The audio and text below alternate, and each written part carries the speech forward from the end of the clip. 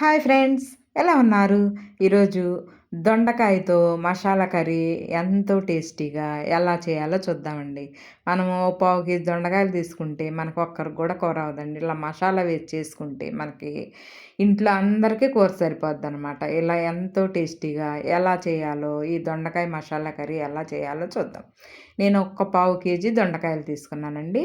ఇలా కడిగి అటు ఇటు కోసి ఇట్లా 4 చీలికలుగా చేశానండి అన్నీ. అన్నీ ఇట్లా మనము గుత్తి వంకాయ వండుకున్నప్పుడు ఎలాగా అలా 4 చీలికలుగా చేసుకొని, అన్నీ కట్ జేసి పక్కన పెట్టుకోవాలి. దీంట్లో కావాల్సినయండి, నేను ఒక మీడియం సైజు ఉల్లిపాయ పెద్దదొకటి కోసి పెట్టుకున్నానండి. సన్నగా కట్ జేసి పెట్టుకున్నాను. 3 పచ్చిమిర్చి చీలికల్లాగా కట్ జేసుకున్నాను. 2 టమాటాస్ మీడియంది సన్నగా కట్ జేసి పక్కన పెట్టానండి. ఇయన్నీ కట్ చేసుకున్న తర్వాత స్టవ్ మీద ఒక కళాయి పెట్టుకొని 2 స్పూన్లు వేరుశెనగ గుళ్ళేసి దీంట్లో మసాలా రెడీ అనమాట. ఇప్పుడు మసాలా రెడీ చేసుకోవటం. 2 స్పూన్లు వేరుశెనగ గుళ్ళేసి కొంచెం ముందుగా వేస్తే ఏగాలి కదండీ! అయి వేసి కొంచెం వేగిన తర్వాత ఒక స్పూను ధనియాలు, దీంట్లోకి మసాలా కదండీ! ఒక చెక్క, ఒక యాలుక, 4 లవంగాలేసానండి. ఏసి కొంచెం వేగనిచ్చి కొంచెం ఒక అర స్పూను జీలకర్ర, కొంచెం ఎండు కొబ్బరి. మనకి మసాలా గ్రేవీకి కావాలి కదండీ! ఎండు కొబ్బరైనా, పచ్చి కొబ్బరైనా. ఒక స్పూనున్నర నువ్వులు గూడా వేసి అన్నీ ఏపుకొని పక్కన పెట్టుకున్నానండి. ఇయన్నీ ఏగిన తర్వాత పక్కన పెట్టి చల్లారబెట్టండి. మయ్యి మిక్సీకేసుకొని పక్కన పెట్టుకోవాలనమాట. స్టవ్ మీద ఒక కళాయి పెట్టుకొని, ఒక 4 స్పూన్లు ఆయిల్ వేసుకొని, ఇప్పుడు మనము చీలికలుగా కట్ చేసి పెట్టుకున్నాం కదండీ దొండకాయలు, అయన్నీ వేసేసి, కొంచెం ఉప్పు చిలకరించండి ఊరికే.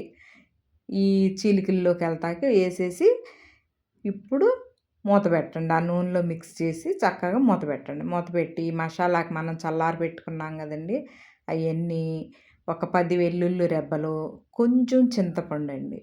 ఏస్తే చింతపండు ఏయటం మూలాన ఎంతో గ్రేవీకి ఎంతో టేస్ట్ వస్తదండి. కొంచెం చింతపండు వేసి ఒక 10 వెల్లుల్లి రెబ్బలు గూడా వేసి మిక్సీ పట్టి పక్కన పెట్టుకోండి.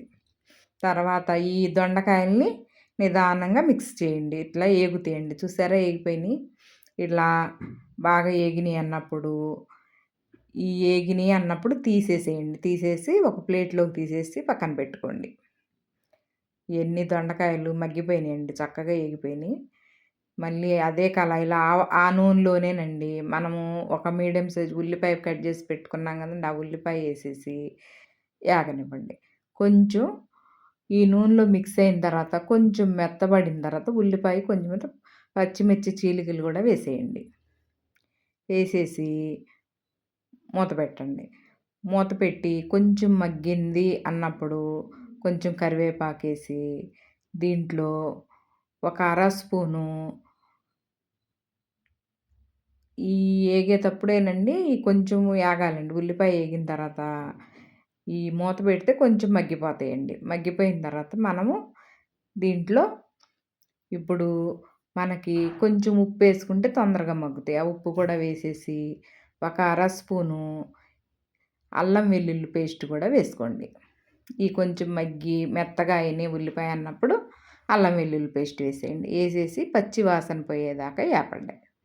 కొంచెం లైట్‌గా ఏపిన తర్వాత దీంట్లో కొంచెం ఒక అర స్పూను పసుపు గూడా వేయండి. ఏసేసి ఒక్కసారి మిక్స్ చేయండి. మిక్స్ చేసిన తర్వాత ఏగేటప్పుడు ఇట్లా మిక్స్ చేసి పచ్చి వాసన పోయేదాకా ఏపుకున్న తర్వాత మనం కట్ చేసి పెట్టుకున్న టమాటా ముక్కలు కూడా వేసేయండి. ఏసేసి ఆ టమాటా ముక్కలు చక్కగా ఒకసారి మిక్స్ చేసి మూత పెట్టి ఒక 2, 3 నిమిషాలు ఆగితే ఆ టమాటా ముక్కలు చక్కగా మగ్గుతాయండి. చూసారా? అడుగు పట్టకుండా మధ్యలో కలుపుకుంటా మిక్స్ చేస్తా కలపాలండి. ఇప్పుడు ఈ టమాటా ముక్కలు మగ్గినియి అన్నప్పుడు మనకి తగినంత కారం వేసుకోండి. నేను ఒక స్పూను పావు వేసానండి కారం. మీకు తగినంత మీరు తిన్నంత కారం వేసుకొని ఒక్కసారి మిక్స్ చేయండి. మిక్స్ చేసి మనం మసాలా పట్టి పెట్టుకున్నాం కదండీ! ఈ కారంలో ఆ మసాలా కూడా వేసేసి ఒక్కసారి మిక్స్ చేయండి. ఒక్కసారి మిక్స్ చేస్తే ఇదంతా కలిసిన తర్వాత మనము ఒక అర గ్లాసు వాటర్ పోయండి దీంట్లో. ఒక్కసారి ఒక్క ఉడకనిచ్చేసి వాటర్ పోసేయండి. ఇప్పుడు మనకి కొంచెం మనం ఉప్పు గూడా చూసుకోనండి మనకు తగినట్టు వేసుకోవాలి. వేసుకున్న తర్వాత ఆ వాటర్ పోసేసి ఒక్కసారి మిక్స్ చేయండి.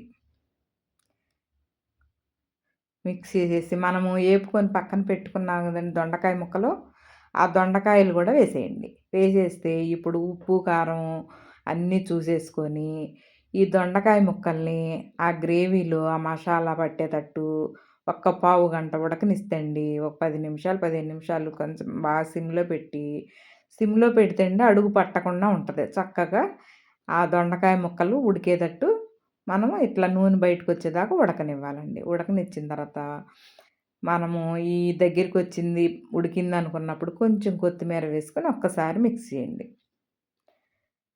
ఇట్లా మిక్స్ చేసిన తర్వాత ఒక్కసారి మిక్స్ చేసిన కొత్తిమీరేసిన తర్వాత కూడా కలపాలండి. కలిపి 2 నిమిషాలు పొయ్యి మీద ఉంచుకుంటేనే కూరకి ఆ ఫ్లేవర్ పట్టి చాలా టేస్టీగా ఉంటదనమాట.